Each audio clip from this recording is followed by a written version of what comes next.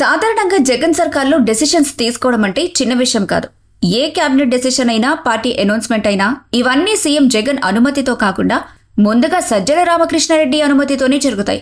అసలు సజ్జల ఎవరు? ఎంపీ కాదు, ఎమ్మెల్యే కాదు, ఎమ్మెల్సీ అంతకన్నా కాదు. కానీ జగన్ ముఖ్యమంత్రి అయ్యాక సజ్జల మాటే ఫైనల్ అన్నట్టే ఉండేది పరిస్థితి.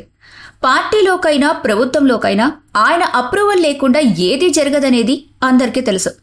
కానీ పోయిన ఏడాది ఎన్నికల్లో వైసీపీకి గట్టి షాక్ తగిలిన తర్వాత సజ్జల మీదే బ్లేమ్ మొదలైంది.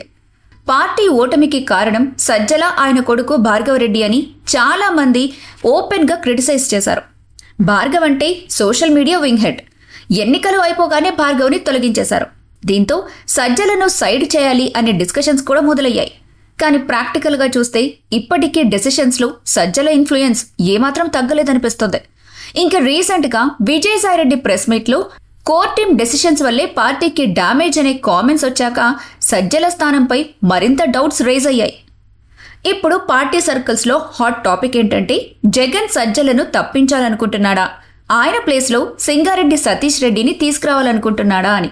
సతీష్ రెడ్డి గురించి ఒకసారి మనం చూసుకుంటే కొన్ని శతాబ్దాల నుంచి పులివెందులలో వైఎస్ఆర్ ఫ్యామిలీ అపోనెంట్స్ లిస్టులో ఉన్న వ్యక్తి. 1999 నుంచి 2014 వరకు జగన్ అపోనెంట్స్ గానే ఎలక్షన్స్ కాంటెస్ట్ చేశాడు. గెలవలేకపోయాడు, కానీ టీడీపీలో స్ట్రాంగ్ లీడర్ గానీ నేమ్ సంపాదించుకున్నాడు. అయితే 2014లో ఎమ్మెల్సీగా ఎలక్ట్ అయ్యాడు. కానీ బీటెక్ రవి ప్రామినెన్స్ పెరగటంతో టీడీపీకి దూరమై లాస్ట్ ఎలక్షన్స్ ముందు వైసీపీలోకి షిఫ్ట్ అయ్యాడు. ఇప్పుడు డౌట్ ఏంటంటే ఎప్పుడూ అపోజిషన్లో ఫైట్ చేసిన మనిషికి జగన్ పార్టీలో కీ పొజిషన్ ఇస్తాడా అని. పొలిటికల్ సర్కిల్స్లో ఈ డిస్కషన్ ఎక్కువగా జరుగుతుంది.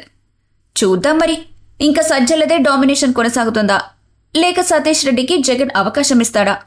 ఈ డెసిషన్తో వైసీపీలో ఈక్వేషన్స్ మొత్తం మారిపోయే ఛాన్స్ ఉందా లేదా అని.